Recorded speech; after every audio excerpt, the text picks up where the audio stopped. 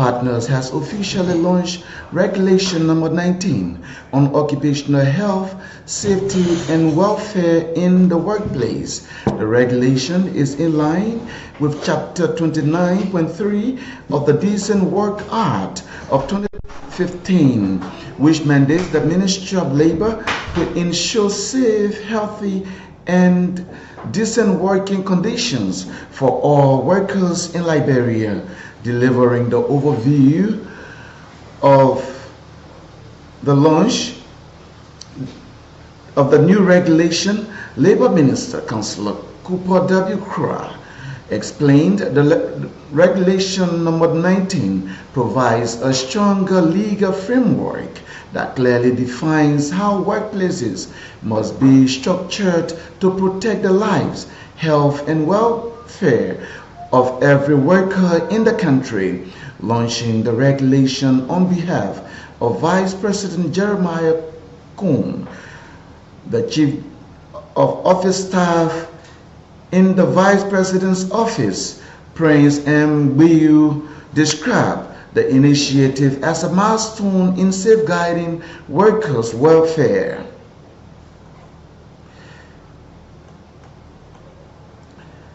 Senator Daba Vapla of Grand Cape Mount County has broken ground in Jenawandi Town, Tewa District, for the construction of a modern guest house to be named in memory of the late Senator Edward Bwakadakoze. The project, estimated at US $28,000, will be implemented by Samavula Construction Company.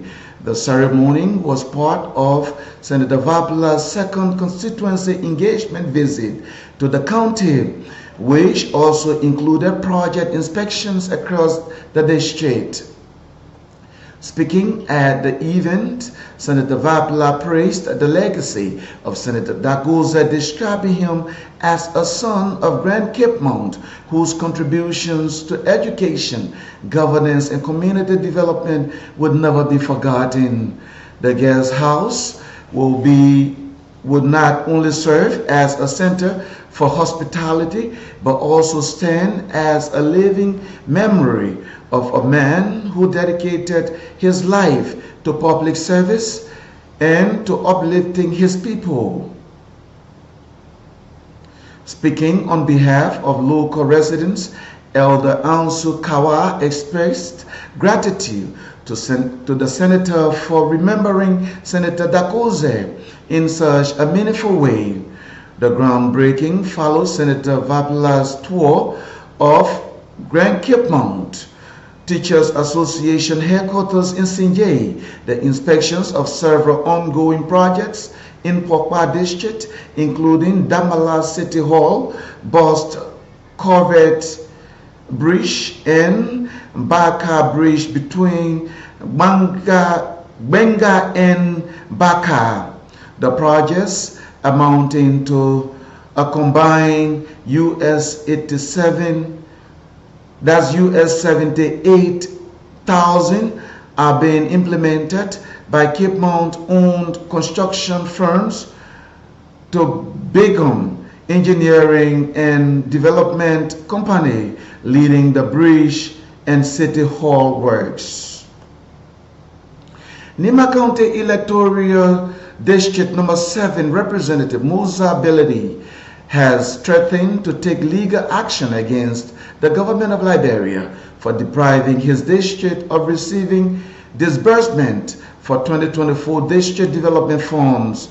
Representative Beledi, who is also a flag bearer of the newly formed Opposition Citizen Movement for Change Party, expressed disappointment that Nima County District number 7 is yet to receive disbursement of 50,000 United States dollars, which he alleges was allocated in the 2024 fiscal year budget for development projects. Speaking on Thursday, August 28, 2025, the Nima County lawmaker vowed to institute legal action against the Boaka Kun-led government within 72 hours if the district development funds disbursement does not reach his constituency. Representative Bility disclosed that he has raised the matter with the House Speaker, Reggie Nangbe-Kun,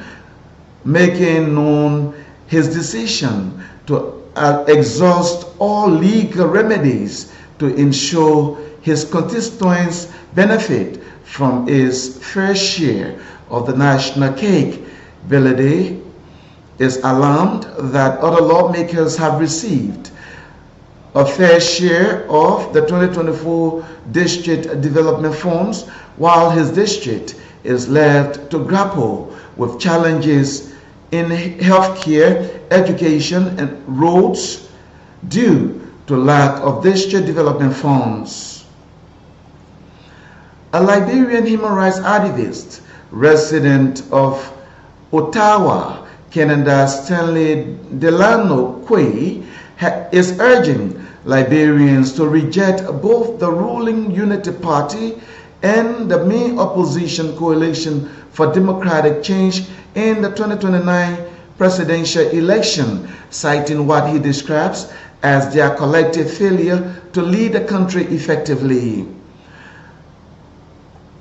Quay, a former banker and well-known writer, has long been an advocate for transparency, good governance, environmental protection, and social justice in Liberia. He has been a vocal critic of both George Weah-led government and the current Joseph Boakai-led Unity Party government. According to him, both parties have had the chance to lead Liberia, but have failed to bring about meaningful change. The right activists also expressed concern over Liberia's porous borders, which he says have allowed the influx of undocumented immigrants, some of whom he claims originate from jihadist hotspots. Deputy Information Minister for Press and Public Affairs at the Ministry of Information, Cultural Affairs and Tourism has sharply criticized Sano County Senator Krita Duncan, describing his recent remarks against President Joseph Yuma Boakai as a complete madness. It can be recalled that Senator Duncan, in a recent interaction with citizens of Sano County, linked the alleged failure of the Unity Party-led government to President Boakai's old age. But in response, Deputy Minister Daniel Sando accused Senator Duncan of being fundamentally wrong to have linked the government to failure.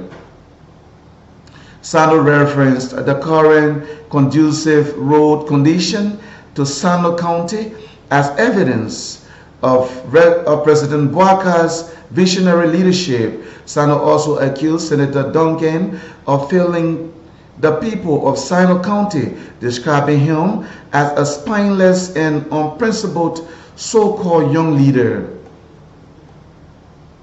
The assigned circuit judge of Criminal Code B of Montserrat County, Judge Alfonso Wisse, has rejected defendant Bill Jala's petition for a plea bargaining agreement with the prosecution.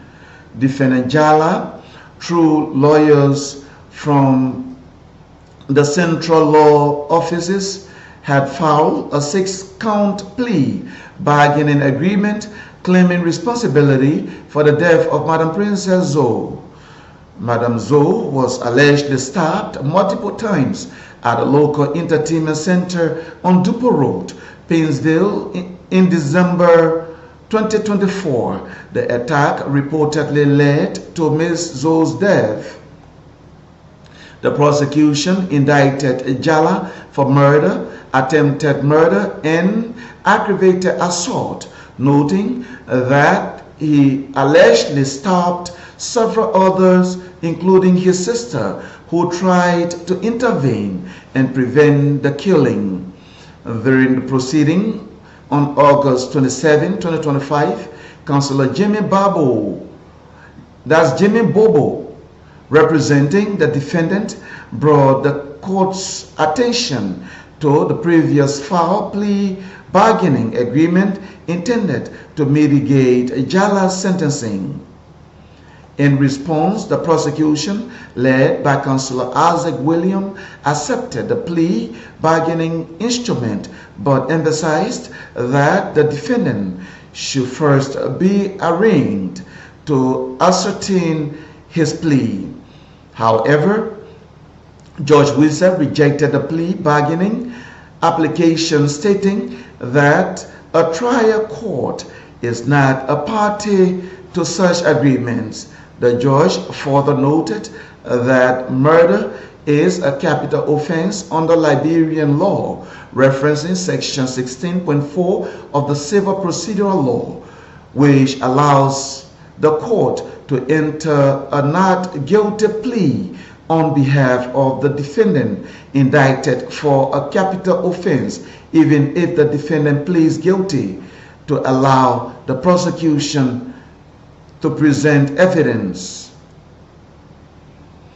The judge subsequently read the indictment to the defendant, who initially entered the guilty plea.